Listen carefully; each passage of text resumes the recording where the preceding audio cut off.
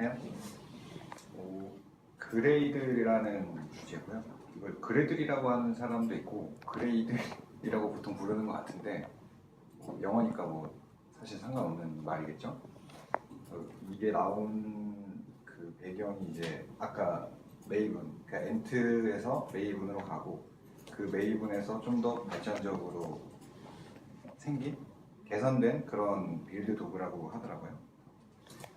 메인 홈페이지에 가면 이런 문구가 딱 써 있어요. 엑셀레이트, 뭐 디벨로퍼 프로덕티비티. 그러니까 생산성, 개발 생산성에 좀 더 향상을 할 수 있는 그런 도구라고 얘기를 하는 거예요. 이 앞에 나온 이 문구들이 계속 바뀌더라고요. 그래서 블로그나 이런 인터넷에서 좀 찾아봤던 내용들을 보면 이게 버전업이 엄청 빠르게 되고 있거든요. 그래서 이 문구도 같이 바뀌고 있어요. 그래서 최근 문구는 이런 거고, 뭐 그 전에는 뭐 엄청 길었어요. 어쨌든 얘가 이제 그 안드로이드 그 빌드 툴 그거에 이제 뭐라 그러죠? 대표? 그 채택이 돼갖고 얘를 이제 기본적으로 써요. 그래서 메이븐하고 비교를 해보면 지금 깃허브 스타가 수도 엄청 2배 정도 차이 났던 것 같은데 그렇고 계속 뜨고 있는 도구죠. 그래서 뭐 모바일뿐만 아니라 뭐 마이크로 서비스나 뭐 이런 큰 것부터 작은 것까지 다 이제 자동화할 수 있는 도구다 이렇게 얘기를 해요. 빠르대요. 실제로 빠른지는 모르겠어요. 써보지 않았으니까. 그래들이 뭐냐는 이제 이것도 이제 공식 홈페이지 문구예요. 오픈 소스이고 빌드 자동화 도구고 뭐 이런 유연성과 뭐 퍼포먼스에 초점이 되어 있대요. 이 빌드 스크립트 언어로 쓰여져 있어요. 얘는 이제 그루비 또는 코틀린이라고 하는 DSL 언어라고 써져 있다라고 하더라고요. 저는 이제 DSL이 뭔지도 몰랐고 그루비도 뭔지도 몰랐어요. 그래서 한번 찾아봤는데 뒤에 잠깐 얘기를 할게요. 그래서 그 특징들은 이런 3가지 피처들이 있죠. 뭐 이게 사용자들이 커스터마이저블 하는 게 되게 높고 이게 정확히 무슨 말인지는 모르겠어요. 자기가 이제 커스터마이징을 통해서 좀 더 뭐 어떤 순서를 제어한다든지 어떤 그런 내용들을 말하는데 쉽다는 거 얘기하는 것 같고 빠르대요. 이게 다른 어떤 사이트에서 찾아봤었는데 메이븐이 이제 XML로 구성이 되어 있잖아요. 얘는 컴피그 파일 그 하나 자체적으로 갖고 있는 그 그루비 언어로 만들어졌으니까 뭐 그런 걸로 통제를 해서 메이븐보다 훨씬 빠르다라고 얘기를 하더라고요. 그런 것도 있고 뭐 얘는 이제 병렬 실행이 기본적으로 실행이 되는 거라서 빠르다고 얘기를 해요. 강력하대요. 또 안드로이드에 이제 공식 빌드 툴로 선정이 됐으니까 얘는 이제 모든 사용자들이 점점 많아질 거 아니에요. 점점 개선되고 좋아지고 있겠죠. 그래서 그런 의미에서 좀 파워풀하다라고 얘기를 하는 것 같아요. DSL이 뭔지를 좀 봤어요. 이제 도메인 스페시픽 랭귀지라고 하는데 이제 특정 도메인에 특화된 언어, 그러니까 특정 분야에 특화된 언어를 칭하는 그런 개념. 예를 들어 아까 뭐 분석 얘기가 나왔죠. 분석을 할 수 있는 좀 더 수월하게 할 수 있는 특화된 언어는 파이썬이나 R이겠죠. 뭐 그런 개념적인 걸 얘기를 한다라고 하더라고요. 다 알고 계시겠지만 저는 몰라서 찾아봤어요. 그래서 이런 말이 나온 것 자체가 요 사람이 한 말을 뭐 데이브인지 다이브인지 토마스가 뭐 문제 영역을 해결하는 데는 그 영역의 언어를 전제로 둬야 하며 거기서 프로그래밍 솔루션을 꺼내는 것이 중요하다. 그러니까 좀 특화된 언어를 사용하는 게 훨씬 더 좋다. 그런 말이고 그루비도 찾아봤는데 그루비는 이제 자바 JVM 위에서 이제 동작하는 어떤 스크립트 언어, DSL 언어라고 해요. 그래서 뭐 여기 나오죠. 이제 파이썬, 루비, 스몰톡 등의 이제 특징을 더한 이제 동적 개체 지향 프로그래밍 언어. 자바에는 없는 강변 표기법을 지원을 하고 뭐 얘만을 위한 뭐 문법이 따로 제공을 해줘서 좀 더 수월하게 할 수 있다라고 해요. 이렇게 보면 이해가 잘 안 되시죠? 예제를 하나 찾았죠. 자바 좀 그냥 뭐 그림으로 해갖고 좀 잘 안 보이실 텐데 이런 뭐 배열을 선언을 해서 얘를 다 출력을 하는 그 자바 자바 프로그램인데 얘는 이렇게 짜야 되고 그루비로 하면 이렇게 한 줄로 쓸 수 있다. 파이썬도 이런 식으로 출력을 하죠. 별거 없어요. 그래서 그 다음에 좀 더 원론으로 돌아가서 그 빌드 자동화라는 말 자체부터 좀 쉽게 이해가 잘 안 되더라고요. 그래서 빌드 자동화가 무엇인지를 좀 찾아봤어요. 빌드 자동화가 뭐 본질적인 목적은 이렇게 소프트웨어 개발자가 이제 반복해서 하는 코딩 그걸 이제 자동으로 실행해서 믿을 수 있는 결과물도 생산해낼 수 있는 일련의 작업 방식을 말한대요. 그러니까 계속 수정하고 컴파일하고 뭐 이런 것들을 이제 자동 그 빌드가 되기 위해서 컴파일을 하기 위해서 생성되는 뭐 오브젝트 파일을 생성하고 링킹을 하고 뭐 이런 작업들을 자동화하는 걸 그러니까 컴파일하고 한 번에 우리는 아이디 툴에서 한 버튼으로 하잖아요. 그 단계를 이제 빌드 자동화라고 표현을 하고 이게 이제 또 CI하고 일맥상통하는 의미래요. 우리가 다음 주제에 이게 있죠. 근데 이것도 모르니까 찾아봤어요. 그래서 깊이 할 건 아니지만 지속적인 통합이 뭐냐? 지속적인 통합은 이제 각각의 팀이 어떤 프로젝트 하나를 하는데 그 각각 구성원들이 다른 작업들을 하겠죠. 그런 작업들을 뭐 여러 번씩 할 테지만 그걸 한 번에 통합하는 어떤 이런 개념이라고 해요. 그래서 이걸 한 번에 지속적인 통합을 하게 되면 이렇게 반복 오류가 발생하기 쉬운 어떤 그런 프로세스들을 자동화를 해서 그거를 소프트웨어 통합을 별거 아닌 일로 만들고자 하는 거죠. 그 각각의 개인들이 하려고 하는 그런 것들을 통합을 하고 자동화를 해서 그 상황에 발생할 수 있는 에러를 최소화해서 좀 더 효율적인 일을 하기 위한 그림으로 보면 이렇게 되어 있죠. 그래서 각각의 개발자들이 이렇게 빌드를 하죠. 빌드를 하고 뭐 지속적인 데이터베이스 통합 뭐 이런 단계들을 거쳐요. 테스트도 하고 점검하고 배포를 하죠. 이런 라이프 사이클을 가지고 있는데 이 중간 단계에 있는 얘네들이 이제 커밋을 때리면 평상관리 서버에서 뭐 지속적인 통합 이 서버로 가서 뭐 이 디플로이를 하고 이런 단계들을 자동화를 한다는 거예요. 자동화를 통해서 이 안에서 일어날 수 있는 오류를 최소화하고 한다는 거죠. 그런 의미에서 이제 지속적인 통합이라는 말이 나온 거고 이렇게 계속 들어가다 보니까 자꾸 깊이 나와서 그 다음에 이제 이 지속적인 통합을 이루려면 배포 파이프라인이라는 게 구축이 돼야 된대요. 그래서 이 배포 파이프라인이 뭐냐? 그래서 배포 파이프라인은 아까 그 앞에서 봤던 그림의 그런 단계들을 좀 더 도식화해서 뭐 그런 거 아무튼 이 자동화된 모습 이 시스템으로부터 사용자에게 전달하는 일련의 프로세스를 자동화시키는 그런 도식화된 어떤 구조, 아키텍처 뭐 이렇게 생각하시면 될 것 같아요. 그래서 얘를 왜 해야 되냐? 그래서 얘를 하면 뭐 이런 빌드나 배포 테스트 이런 거 프로세스에 적용을 하면 이런 고품질의 복잡한 시스템을 어떤 위험도를 확연히 낮춰서 테스트나 배포를 할 수 있다. 그래서 이 배포 파이프라인을 구축해야 되는 이유가 되는 거죠. 이걸 또 그림으로 보면 그레이드 얘기 하나도 안 하고 있죠 지금. 그림으로 보면 이런 식으로 이제 뭐 도식화해서 표현을 한다고 해요. 제품 인도되고 뭐 이렇게 되고 단위 테스트 하는 이 단계까지 갔을 때 이런 파이프라인들을 구축해 놓고 통과하면 넘어가고 뭐 여기서 실패하면 다시 백하죠 처음으로. 이런 구성을 해놔야 지속적인 통합과 배포 파이프라인이 구축이 되면 나중에 나올 지속적인 뭐 조달이라고 하나요? 뭐라고 하지? 아무튼 그래서 이 방금 그 배포 파이프라인의 그런 도식화한 그림을 실제 환경에서 이렇게 구축을 이런 구축을 하는 그림을 표현한 거예요. 지속적인 배포. 지속적인 배포.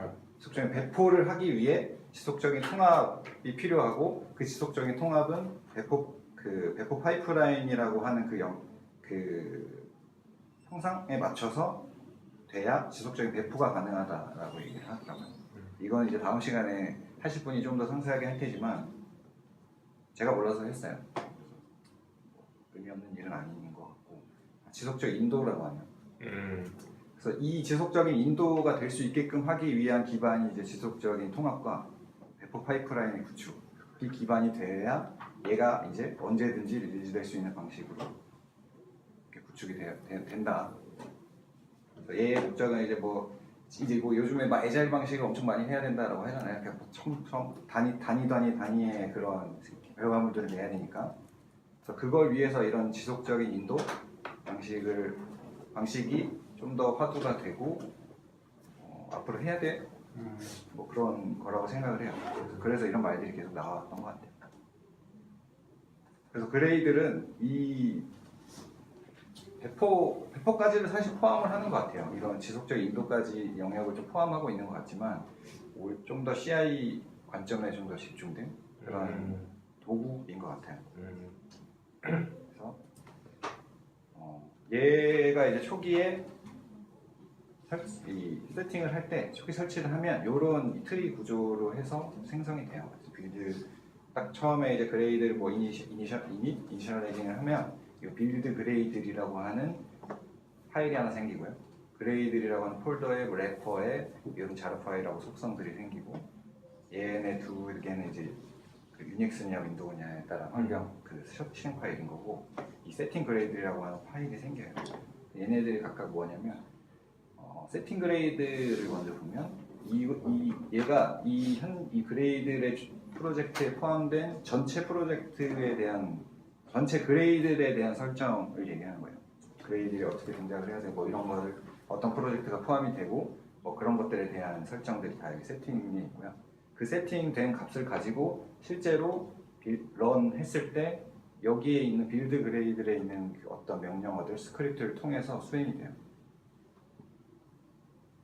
그러니까 얘를 수정을 많이 하겠죠. 이 두 개를 얘네들을 기반으로 동작을 하니까 이 래퍼라는 거는 그레이드를 설치를 하지 않고도 얘를 사용할 수 있게끔 하는 어떤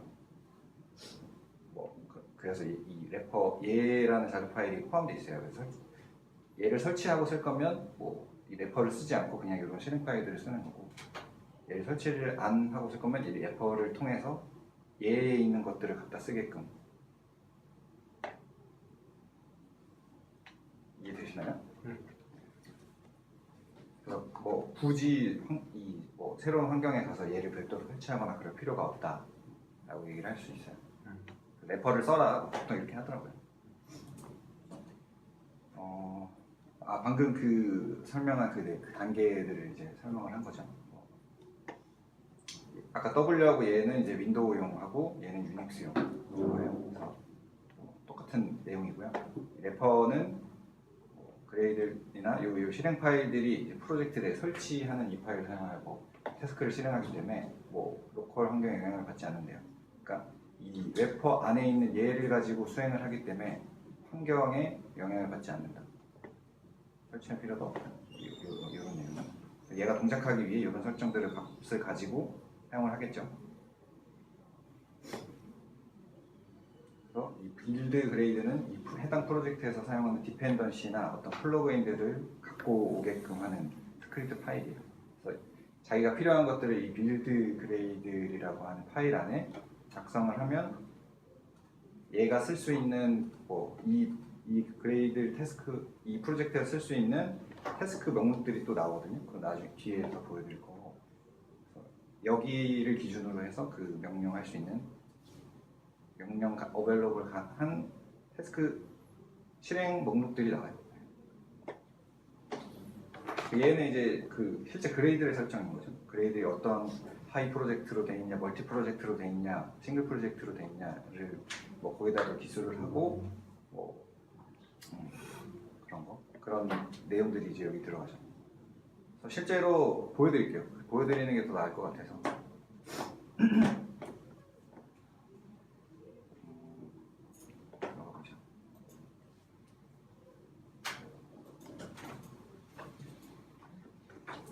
인스톨링 가이드가 되게 잘 나와 있어요. 계속 블로그를 여러 가지 좀 봤는데 이게 버전업이 너무 빨리 되다 보니까 다 옛날 버전에 대한 그런 내용들이 많고 그리고 공식 홈페이지가 굉장히 잘 나와 있어요. 공식 홈페이지 좀 볼까요?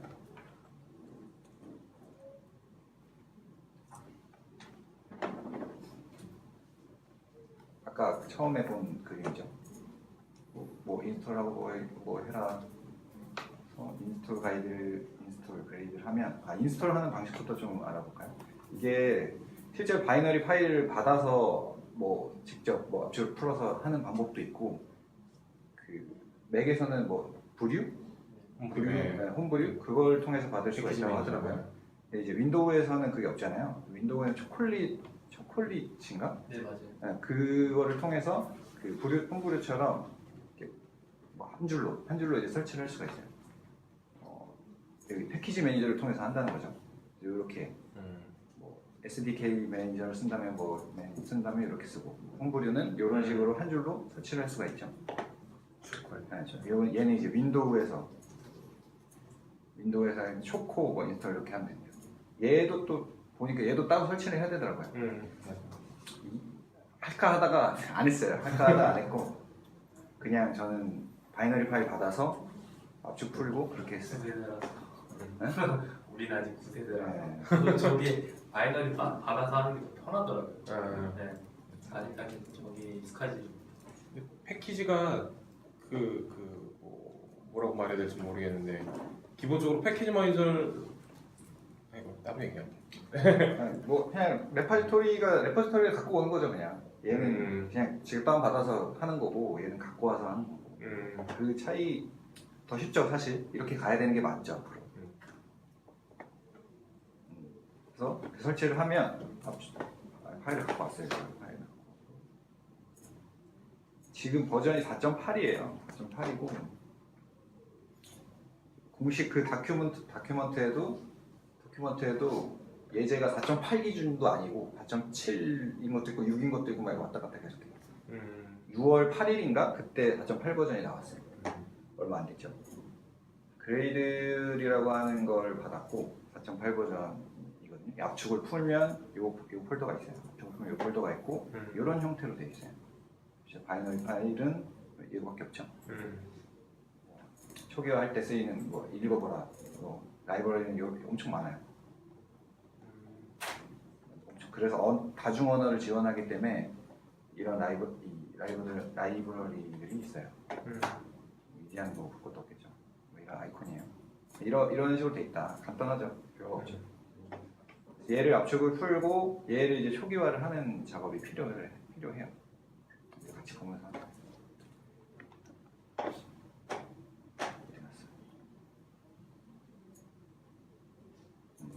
얘를 처음에 설치를 할 때 좀 애를 먹었는데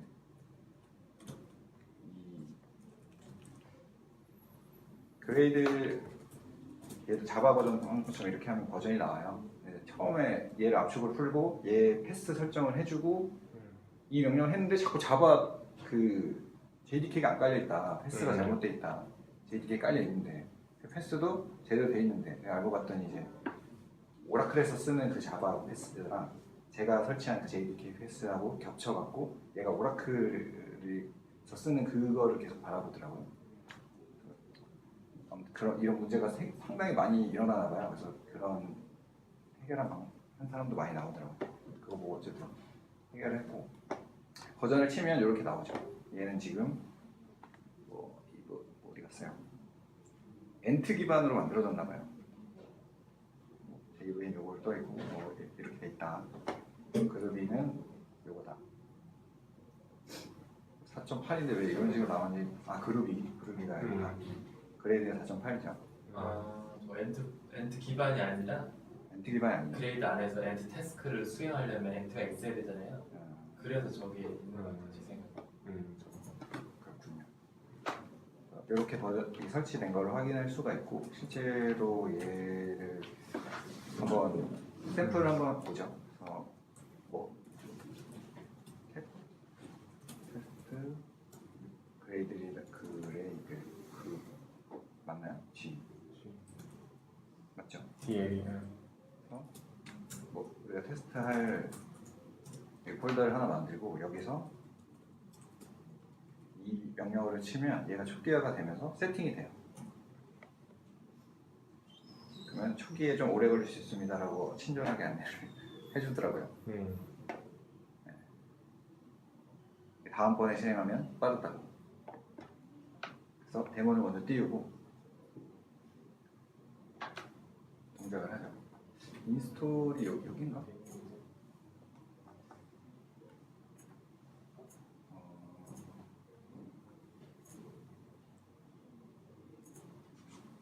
아무튼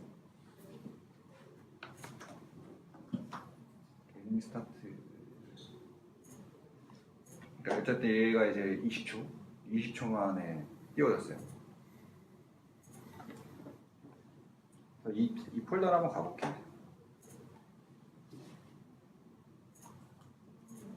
우리는 테스트 그레이드라고 하는 폴더를 만들었고 거기다 초기화를 했죠. 그러면 이렇게 아까 우리가 봤던 그 트리 구조 있죠? 이게 생겨요. 빌드 그레이드라고 하는 파일이 생기고 세팅스가 생기고 얘는 실행 파일들이고 그래서 이 안에서 뭐 이런 4.8번을 뭐 이런 것들이 나오고 래퍼가 여기 있고 이런 식으로 구성이 돼요. 처음 구성이 되고 이제 이 안에서 어떻게 할지를 얘를 가지고 설정을 하는 거예요. 따라가 보죠. 저는 한번 다 해봤는데 다시 보여드리려고 이걸 보면서 해볼게요. 우리 옆에 이게 나오는지 안 나오겠다.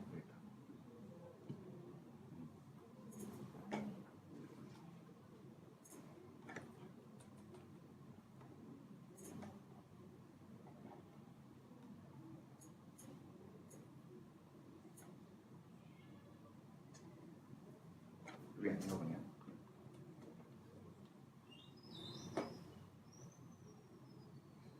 얘를 가지고 해볼게요. 자바 프로젝트를 가지고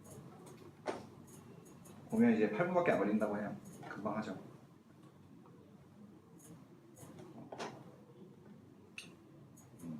그레이드를 하고 그 초기화하고 타입을 지정을 할 수가 있어요. 타입에는 우린 자바를 할 거니까 그 자바 어플리케이션 할 거냐, 뭐 자바 라이브러리로 할 거냐, 스칼라 라이브러리 할 거냐, 뭐 이런 5가지 타입들을 정의를 할 수 있고 이 각 타입마다 그레이드 초기화 설정하는 그 설정값이 다 다르겠죠.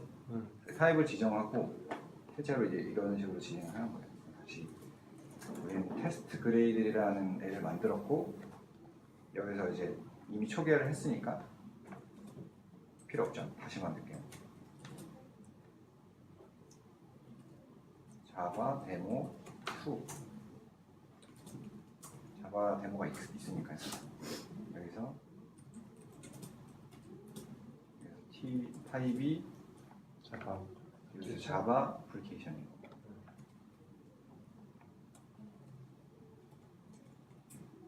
맞나요? 네. 그럼 아까 어떻게 다른지를 비교해 드릴게요.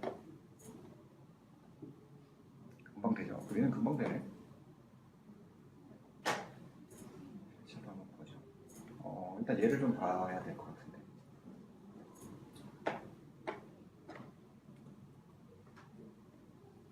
얘는 지금 아까 아무것도 없었던 그거의 빌드 그레이드 파일이고 세팅 그레이드 파일이에요. 아무것도 없죠. 얘 프로젝트는 요거다. 얘는 싱글 프로젝트이기 때문에 요 이름 하나밖에 없어요. 멀티 프로젝트가 되려면 콤마로 구분되는 어떤 그런 값들을 추가하면 돼요. 얘는 그렇고 자바 2를 가면 좀 다르죠. 자바 어플리케이션에 대한 그 빌드 구성을 했기 때문에 얘에 대한 플러그인은 자바라고 하는 ID 값을 가진 플러그인들을 다 쓸 수가 있는 거고 어플리케이션인 플러그인을 쓸 수 있는 거예요. 얘의 클래스 이름은 뭐 앱이라고 하는 걸 자동으로 얘가 생성을 해줬어요. 그래서 뭐 보면 앱 이거 있죠. 여기에 소스가 어떤 게 생겼죠. 얘는 자바 그거기 때문에 자동으로 얘를 생성을 해줘요. 메인과 테스트를. 그래서 얘 이제 앱이겠죠. 이런 걸 생성을 해주고 얘의 디펜던시는 요 JUnit이라고 하는 테스트 컴파일러 디펜던시가 걸려 있고 뭐 부하바라는 걸 쓰나 봐요. 저는 뭔지 모르겠어요. 이게 뭐예요? 구글 라이브러리. 그냥 구글 라이브. 아 그냥 구글 라이브러리. 네.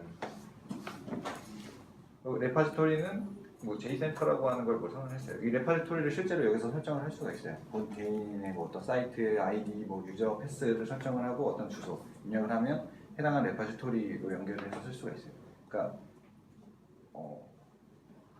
얘 프로젝트에 대한 속성값들은 다 이 빌드 그레이드라고 하는 데서 선언을 해주고 사용을 할 수 있다. 됐죠? 그래서 이런 구조로 생성이 되고 아까 봤던 것처럼 메인이 있고 테스트가 있고 세팅 파일에는 루트 프로젝트는 자바 데모로 되어 있죠. 이런 식으로 되어 있어요. 소스 파일은 뭐 그냥 헬로 월드를 찍기 위한 앱 자바 파일이 있고요. 얘를 런을 하면 태스크 얘를 실제로 실행을 하려면 이 그레이들의 태스크라고 하는 애를 치면 얘가 사용할 수 있는 그 태스크 목록들이 나와요.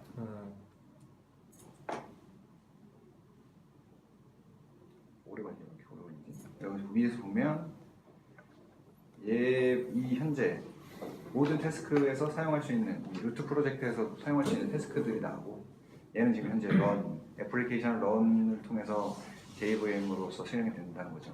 빌드로 수행할 수 있는 거는 뭐 어셈블리, 뭐 빌드 디펜던트, 뭐 클린 뭐 이런 애들이 있고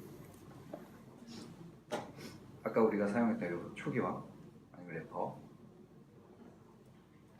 자바 독도 쓸 수가 있대요. 얘는 이 태스크 목록들이 나오는 그 기준은 아까 여기서 봤던 이 플러그인들을 어떻게 선언을 하냐에 따라 달라요.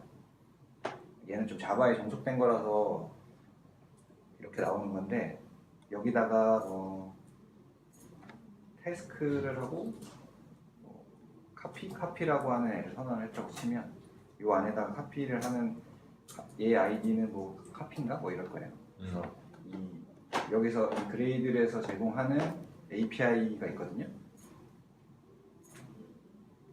이 카피라고 하는 애를 쓰려면 이 카피라고 하는 애가 어떻게 만들어져 있냐를 보는 거예요. 뭐 이렇게 돼 있고 이런 뭐 인재값을 받으면 이런 식으로 해서 처리가 된다.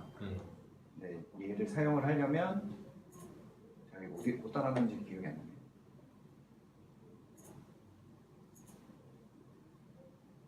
아무튼 그런 식으로 사용을 할 수가 있고 그러면 이미 정의되어진 API들이 있으니까 태스크들이 있으니까 걔를 갖다 쓰면 되고 이거는 이제 홈페이지 잘 나와 있죠. 얘는 아마 집에 대한 사용법인 것 같은데 압축도 할 수가 있어요. 뭐 태스크에 집을 치면 뭐 집에라는 그걸 빌드 파일에 이제 만들어 놓으면 얘도 쓸 수가 있고 그런 목록들이 있고 실제 API 플러그인에서 사용하려고 하는 애들을 쓰려면 여기에 이제 다 나와 있어요. 그래서 조회해서 쓰면 돼요.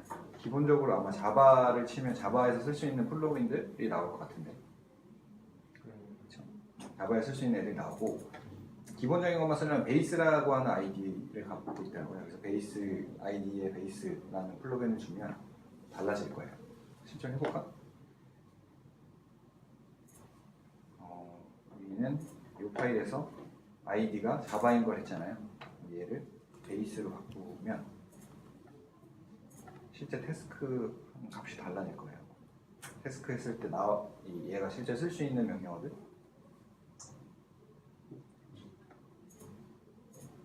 에러 났죠? 이 플러그인에서 베이스가 아닌가 봐요. 저게 태스크 카피 저게 어디 아까 친 거. 어디죠? 16라인에 거기.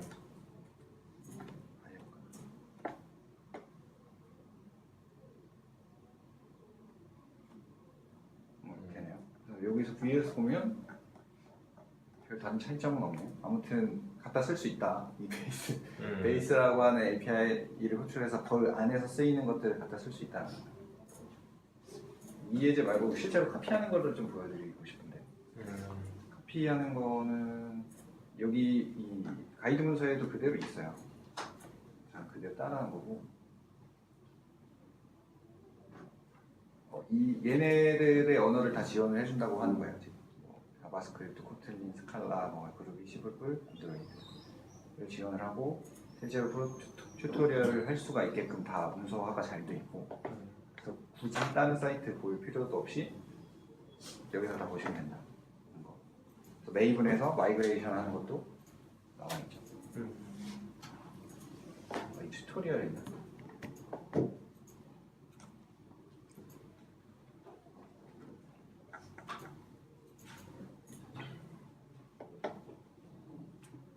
죄송해요, 제가 정리를 안 해놔갖고. 아, 여기 있네요. 여기. 실제로 카피를 하는 그 태스크를 한번 볼게요. 얘 태스크라는 이름으로 되어 있네요. 안 보이세요?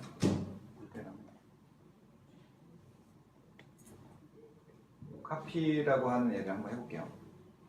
샘플로 요 마이 파일이라고 하는 애를 만들어서 아까 우리가 테스트 그레이드라는 폴더를 만들었잖아요. 처음에 초기화 할 때 자바가 아니라 거기다 한번 해볼게요.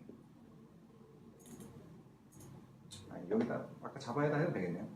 자바 2에다가 이 번들이라고 하는 급수에다가 요 태스크 카피라고 하는 그 태스크를 하나 추가를 해볼게요. 아까 여기다 추가하면 된다고 했잖아요. 카피를 하고 카피는 뭐 소스와 뭐 into 값을 설정을 해주고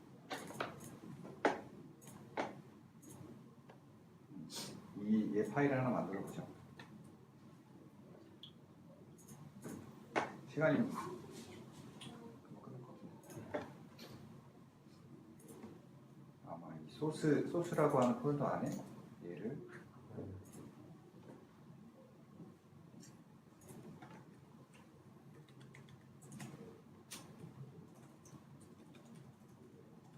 헬로라고 하는 명령을 그냥 저장했어요. 안 보이시면 저장을 해놓고 어디 갔죠? 뭐죠? 이거 어디 갔지? 맨 오른쪽 아니에요? 아, 방금 날라갔나 봐요. 그 다른 페이지 열려. 다시 보시면 네, 그래서 이런 명령어를 통해서 얘가 자동으로 돼요. 그리고 우린 DEST라고 하는 데스티네이션 폴더에 그 값을 넣으려고 하는 거잖아요. 근데 굳이 이 디렉토리를 만들 필요가 없다. 왜냐하면 이 카피라고 하는 태스크에서 자동으로 생성을 해주니까. 여기서 실행을 해볼게요. 다시 태스크를 한번 보면 그 태스크 목록에 카피가 하나 생겼을 거예요. 됐나요? 카피가 생겼죠. 지금 커스텀 태스크에 카피를 해보면 얘를 치면 카피가 된 거 됐다고 이제 나오겠지. 완료됐다고 하죠. 완료됐는지 한번 보죠. 우린 소스에 얘 파일 하나 만들었잖아요. 근데 얘가 DST라고 하는 폴더가 생겼어요. 만든 적이 없죠. 얘 이렇게. 얘가 아마 이 경로에 있는 걸 다 갖고 온 것 같아요. 원래 얘가 없는. 얘를 보면 헬로라고 돼 있죠. 아무튼 뭐 이런 식으로 이제 구성이 돼요. 다시 돌아가면